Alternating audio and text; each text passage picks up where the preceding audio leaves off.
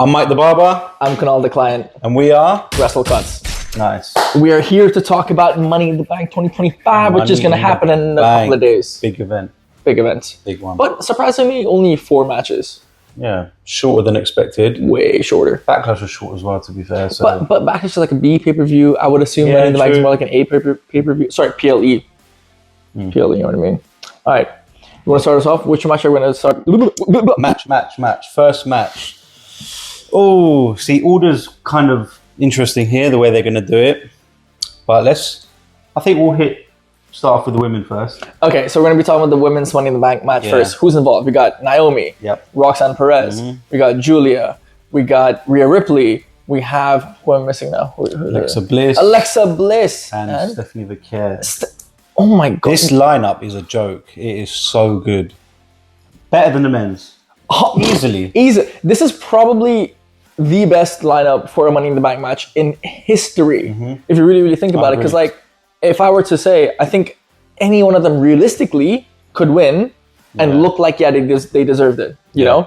But who do you think is going to win, though? Well, who's your prediction? Oh, prediction. This is tough, man. This is tough. Like, I want to rule out Julia. Like, I love Julia. I'm a massive fan of Julia. I just feel like they're teasing the United States Championship with her. She had that little thing with that makes sense. United States Champ. Zelina Vega. Zelina, yeah. But failed run. Could actually go any way. Rhea is a star. Like, she doesn't need to win it. I feel like she can go into a title match whenever she wants. So she doesn't need to win it. That's my beef with this as well. Like, I mean, look, she deserves to be in the spotlight, and obviously because she is like the biggest, I guess, women's star right now. But then everybody's calling her Rhea Hogan. Now, here's my thing. I feel like she's being booked like that as well because she's now going to be the gatekeeper in a way of the younger ones. She's the star. Yeah, she's the one that's established, who's basically S tier. So obviously you got to keep her in S tier status, right? That's when you can like build up new stars. Which is why she doesn't need the Money in the Bank. I think so too. I don't think she doesn't need to like weasel her way in. So we cut out 2, the rest of the 4.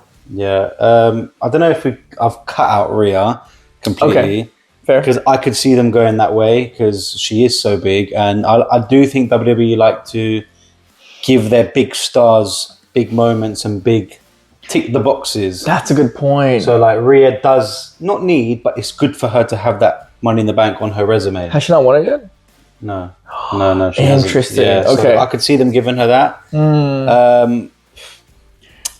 The one I want to go with is Naomi. I really want to go with Naomi.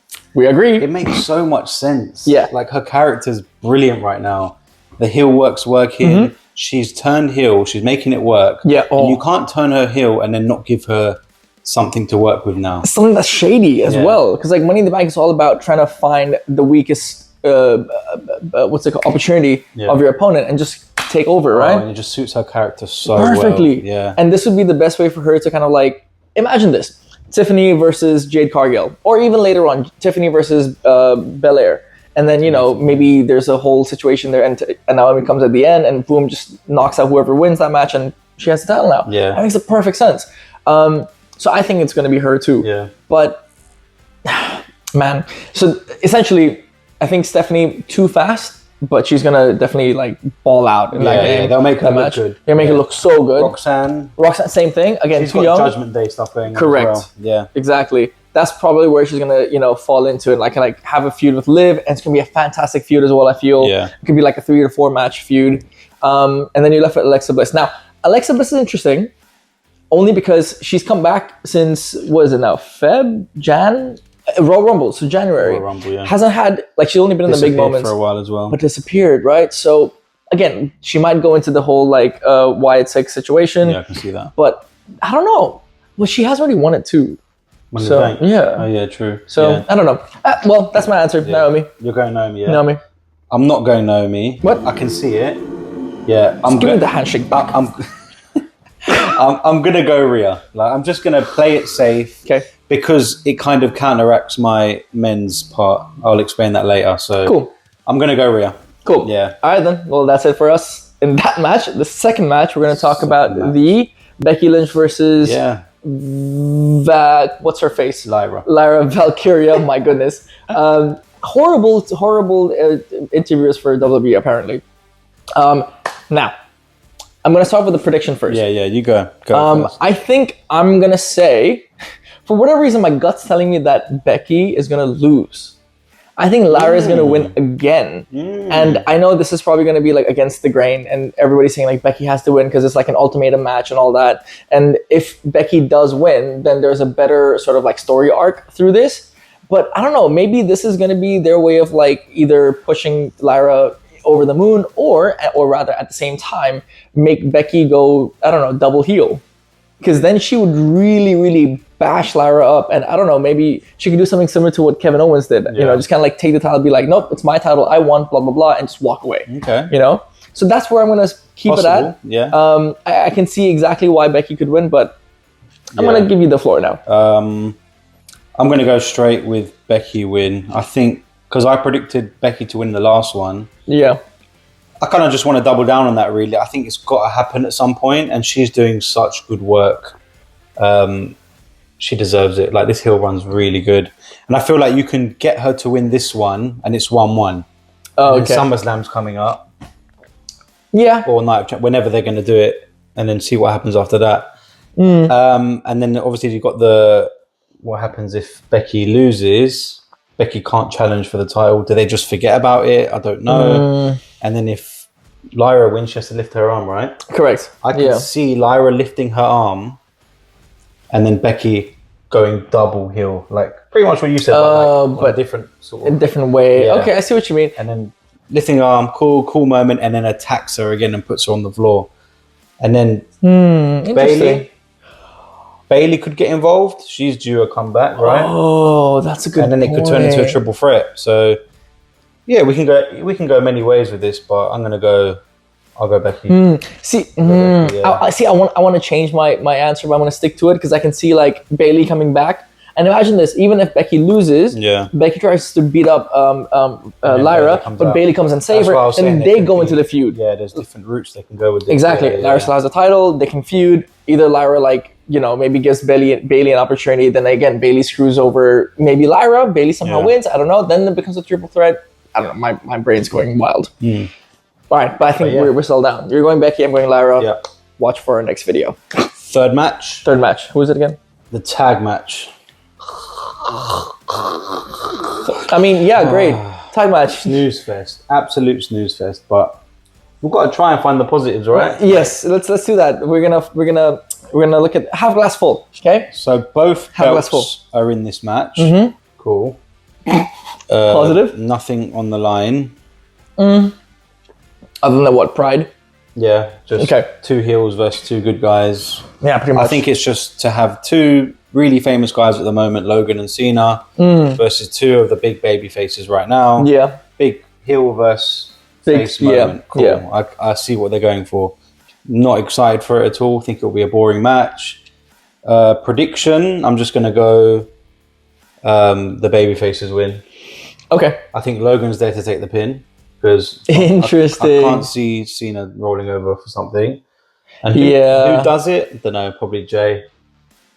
You know what? I think. See, I was gonna say heels should win, just for the sake of like, you know, why not? Yeah. But I think you make a lot of sense. Heels probably lose. I think Jey Uso is gonna be I think Cody Rhodes will pin Logan. Yeah. To then get a visual pin and a visual win. Okay. After his massive loss at WrestleMania.